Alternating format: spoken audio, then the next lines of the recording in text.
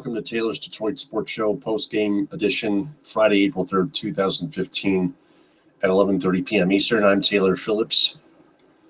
Pistons lose to the Bulls 88-82 earlier tonight at United Center. Jimmy Butler led Chicago in scoring with 18 points. Joakim Noah with 10 assists. Pau Gasol with 26, actually. He led the team in scoring, my bad. Andre Drummond for Detroit got 14 points and 22 rebounds, just another double-double. Another 20-rebound double-double performance by Andre Drummond. It's just incredible why the Pistons need him.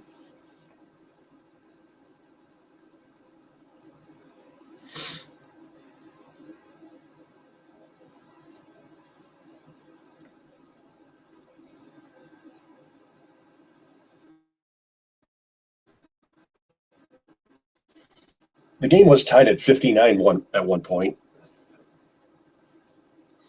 Pistons and Bulls kept turning the ball over every now and then. There were also a lot of blocked shots on each end. That's why the score was very, very low. The Pistons only scored 35 points at halftime,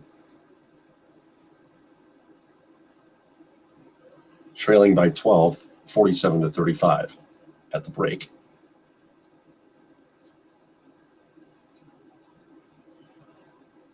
Pistons only scored 9 points in that second quarter after leading 26-25 in the first quarter after coming back.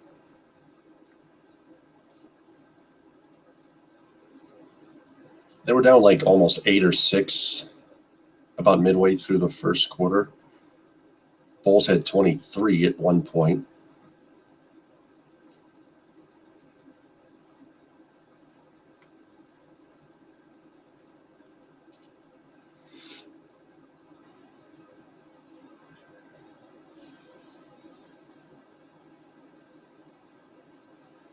Aaron Brooks hit a game-winning shot from 26 feet from the left wing with 2:02 remaining when it was tied at 78, and then he hit a reverse layup with a minute 15 left. His go-ahead shot was a 3.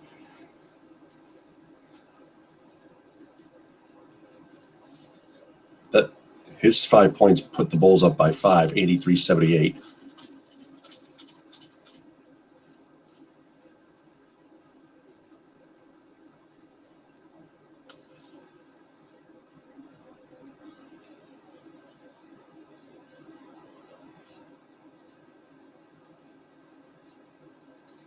Andre Drummond made 2 free throws with 57.3 seconds left. Blocked Pau Gasol's shot with a tremendous low block defensive play, then converted a fast break with 30.9 seconds left to make it 83-82. But on the next possession, Gasol boxed out nicely for a putback dunk on a Ty Gibson miss, then converted the three-point play with 5.7 seconds left to seal it.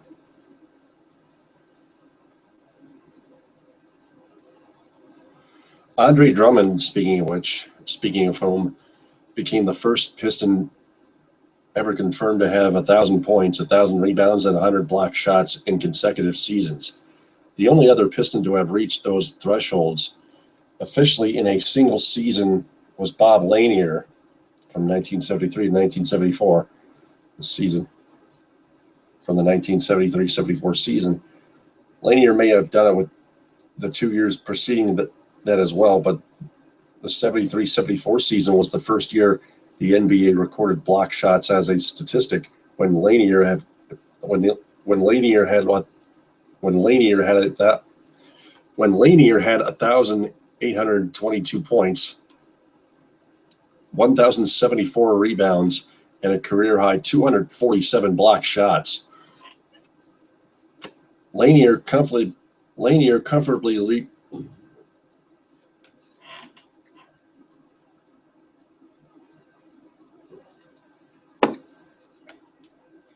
Lanier comfortably reached 1,000 points and rebounds in the 1971-72 season and the season after that. Reggie Jackson scored one of the unlikeliest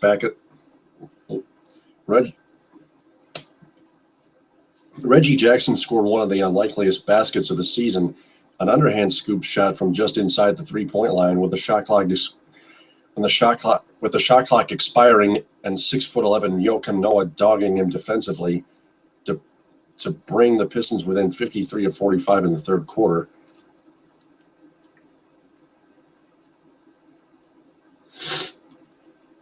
Pistons held the Bulls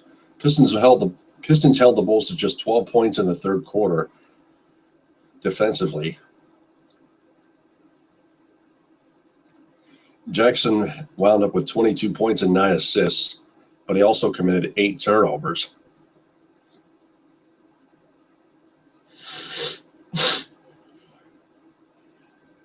The Bulls out-rebounded the Pistons 28-18 in the first half, outscored them in the paint 26-12, and outscored them in second chances 11-4 and in the fast break 9-2.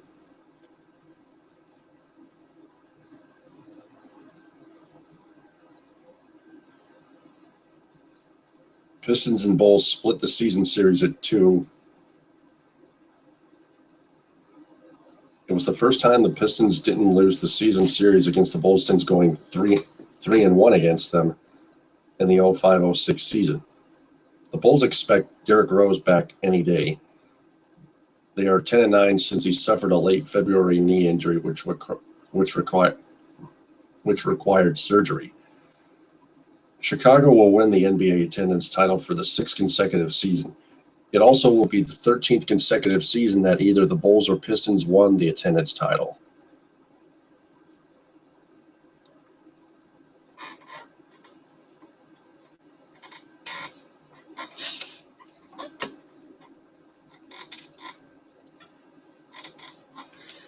I don't like the way portions of this article, a couple of portions of this article are written.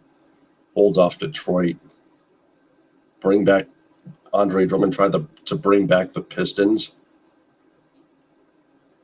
What David Mayo was trying to say, Drummond was trying to bring the Pistons back to within this short distance.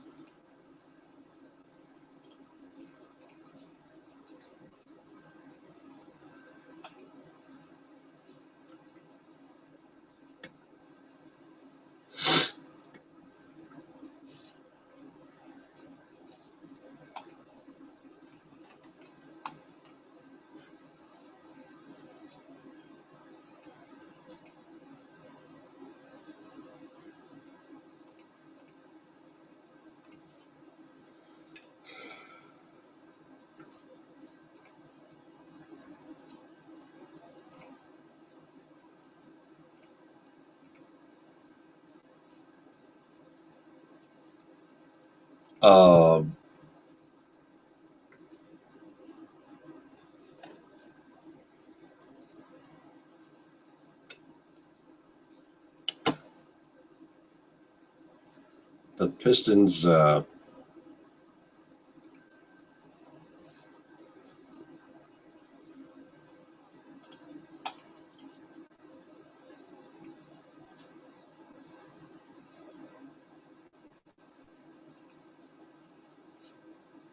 return home tomorrow night against the Miami Heat at 7:30 on Fox Sports Detroit and Detroit Sports 105.1.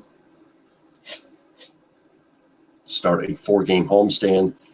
They take on the Celtics Wednesday at 7 on Fox Sports Detroit and ESPN and 105.1. They take on the Pacers on next Friday at 7:30, and then a week from Sunday they wrap up their homestand against the Charlotte Hornets April 12th at 3:30 on Sunday, April 12th, both on FSD and 105.1. Then on my birthday, they start a road trip four-game road trip in Cleveland against LeBron James, Kevin Love, and the Cavaliers, Kyrie Irving.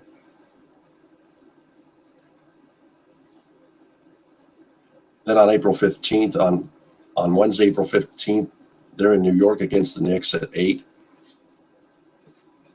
And that's a 2-game road trip. That ends the season. So the Pistons, counting wise, have 6 games left in their regular season. The first 4 of them, which are at home, and the other 2 are away. Last 2 of them are away.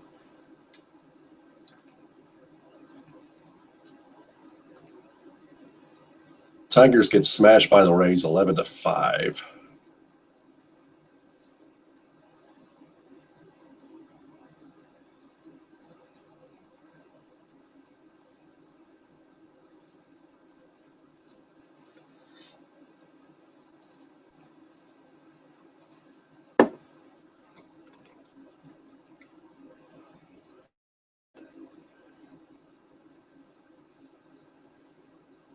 Al Albuquerque took off,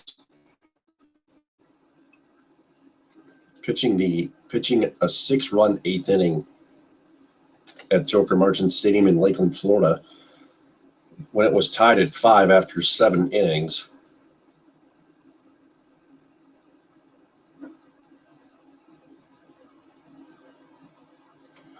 Brandon Geyer opened the scoring with a grand slam in the first inning. Then Miguel Cabrera put the Tigers on the board with a 2-run home run. We go to the second inning. Kevin Kiermaier with hit an RBI triple, made it 5-2. To the bottom of the third, Miguel Cabrera produces more with an RBI double, making it 5-3. The Tigers would come back to tie it with 2 runs in the 5th, one on an Ian Kinsler double, RBI double, and an Alex Avila RBI double. And now to the 6-run 8th inning. Boog Powell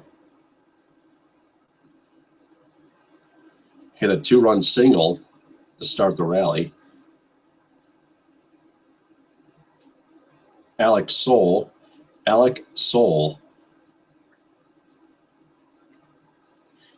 with a 1-run single. Thomas Coyle with a 2-run single. And then Mayo Acosta with a sacrifice fly.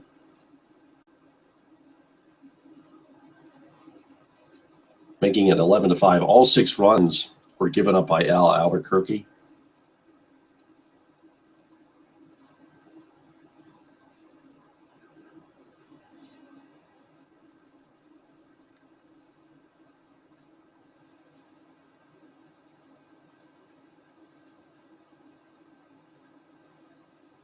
Miguel Cabrera finishes 2 for 2 with 3 RBIs and 1 run scored on the home run.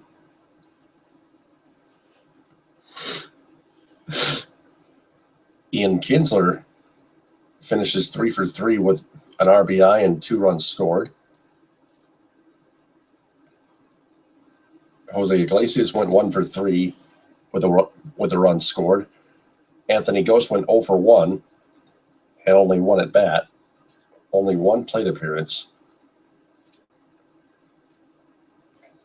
Well, apparently finished his season with his spring training preseason with a 303 batting average. Rajay Davis went 0 for 3. Victor Martinez went 0 for 3 and drew a walk.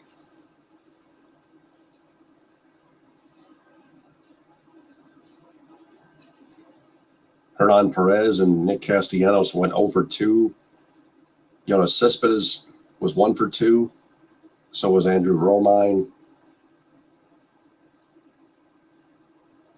Alex Avila went 1 for 1 with an RBI. James McCann went 0 for 4, obviously, and still is still batting .341 on the preseason.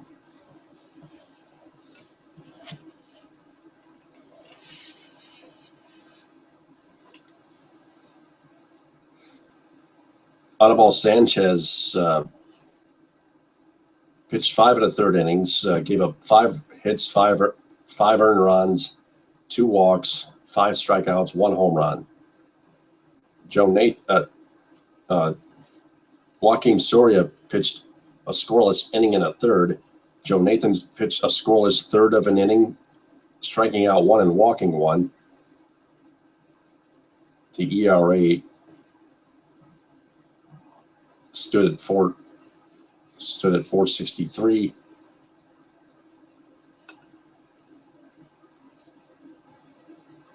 Joe Nathan was able to finish the 7th inning.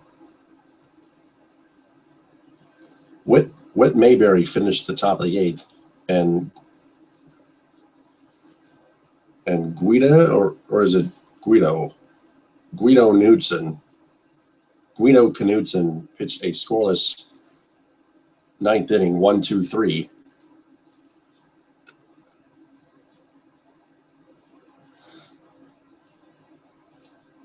For the Rays,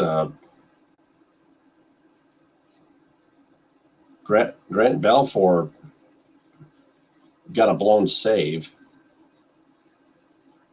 pitching, giving up 3 hits, 2 earned runs in 1 inning flat.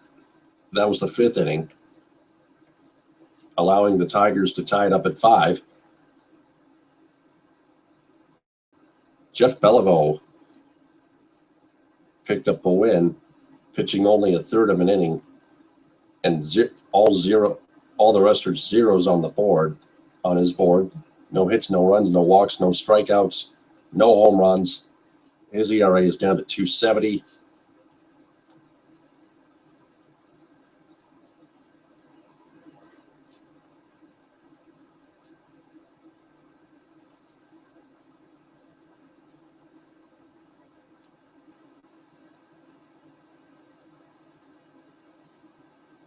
Most of the Rays hitters about 50%, about 45% of the Rays lineup got 1 hit. Only Kevin Kiermaier was the only Rays hitter to get 2 hits. There were no Rays hitters that got 3 hits. The rest of them didn't get any hits. Evan Longoria was 0 for 2, but he walked and scored a run.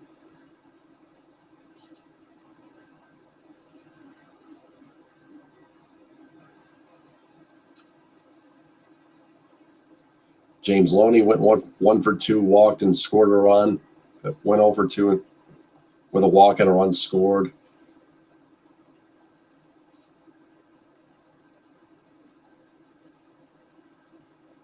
Blanchard went 0 for 0 with a walk and a run scored. Oh.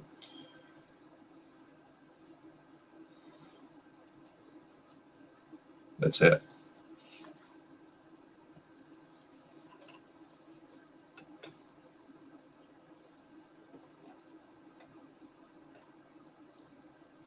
So the Tigers take on the Rays one more time to wrap up spring training Grapefruit League preseason exhibition play tomorrow at Tropicana Field at St. Petersburg. Alfredo Simon with a 1-2 record and a 5.56 ERA will start for the Tigers. The Rays still haven't decided who to start on the mound tomorrow.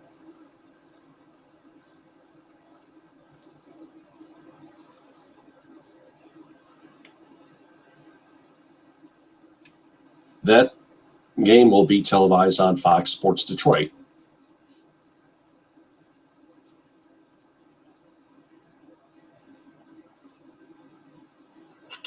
So let's go on to the Red Wings.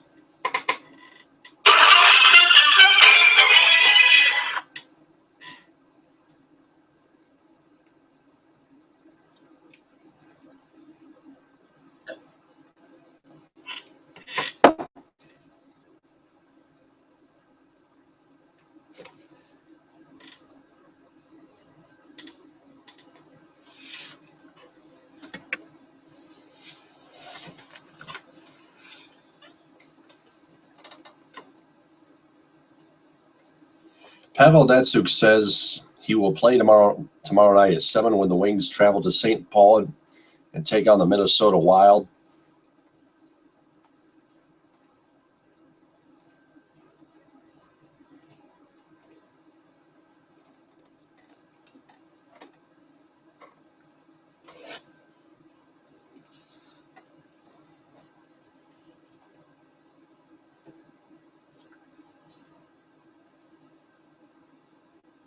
See, I can tweet this here.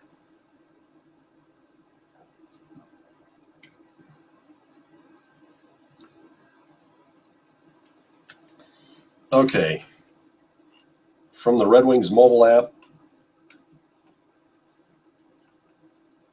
last meeting, the Wings beat the Wild 5-4 in a shootout at Joe Louis Arena on January 20th.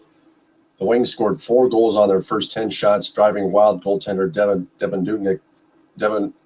Dubnyk from the game in the second period. Minnesota scored 3 goals in the third period, all because of Jonathan Ericsson, before Gustav Nyquist and Pavel Datsyuk scored shootout goals.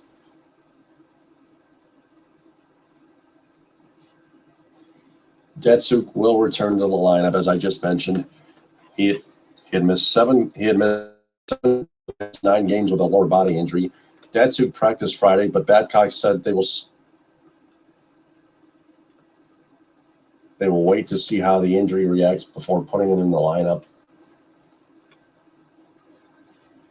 Detroit could use Datsyuk's production. The Red Wings have won 3 of their past 10 games and are tied with the Boston Bruins for third place in the Atlantic Division, 3 points ahead of the hard-charging Ottawa Senators.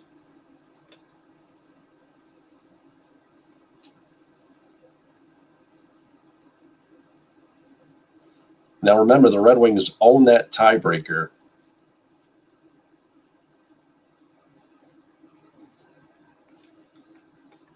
Justin Advocator commented on this, quote, "If you can get feeling good about yourself playing well, then you can get on a run and have a special year.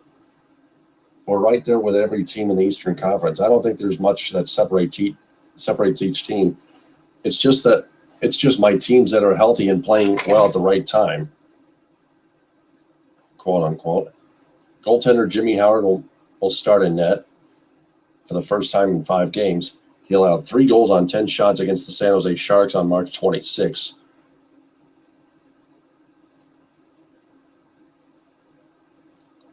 Forward Jason Zucker for the Wild, out nearly 2 months with a fractured clavicle, was cleared for contact. He won't play, but a return next week seems likely. Forward Eric Haula will rejoin the lineup after being a healthy scratch in a 3-2 loss to the New York Rangers on Thursday. He will take the 4th line spot of Ryan Carter. Defenseman Nate Prosser will be back in the lineup after missing the past 8 games with a sprained knee. Defenseman Jordan Leopold will be a healthy scratch for the first time since being acquired by the Wild on March 7th. Goaltender Devin Dubnyk will make his 36th consecutive start with the Wild. Minnesota has not lost consecutive games since January 19th through the 20th. Grand Rapids Griffins got smashed by the Ice Hawks 6-2 in Rockford.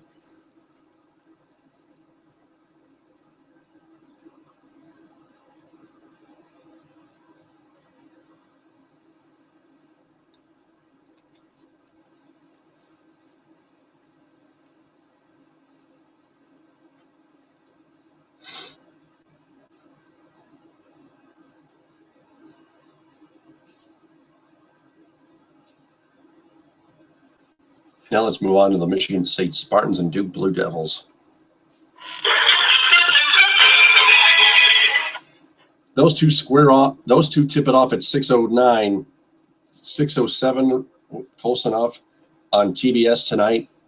Almost the same time the Red Wings play the Minnesota Wild in St. Paul at 7, as I mentioned before. Key matchup for this Spartans Blue Devils game will be Brandon Dawson versus Justice Winslow.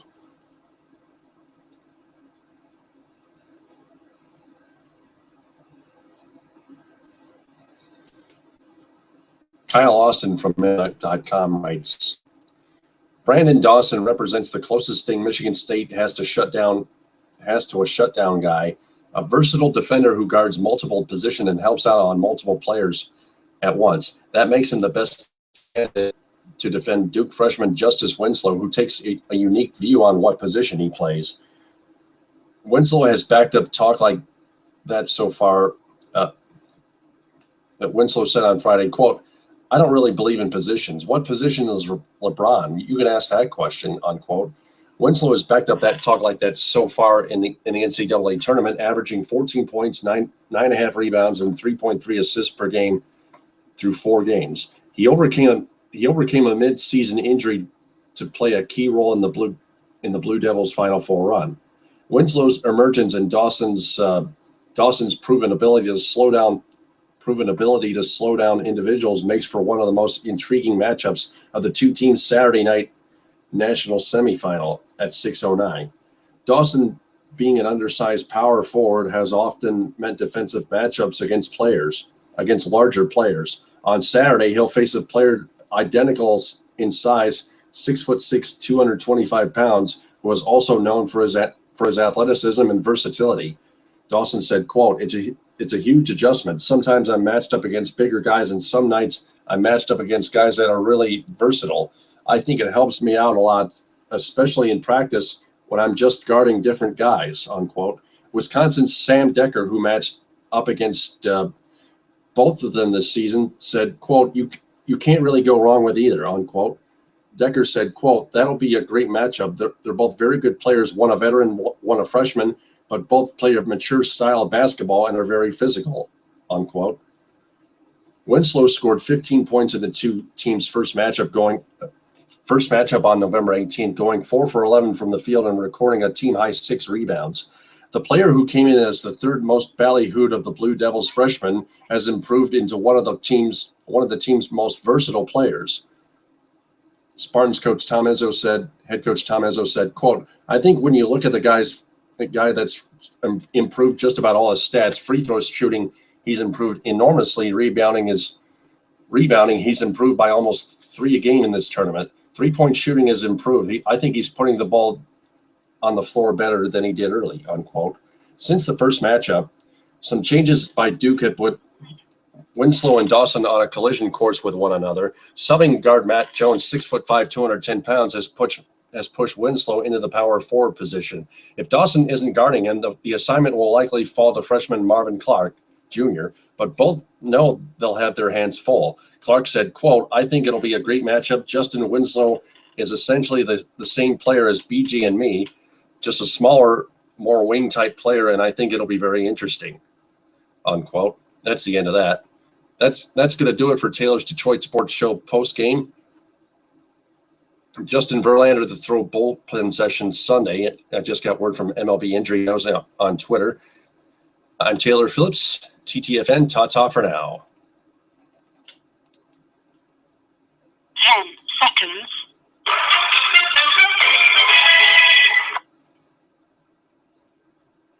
Thank you for using Blog Talk Radio. Goodbye.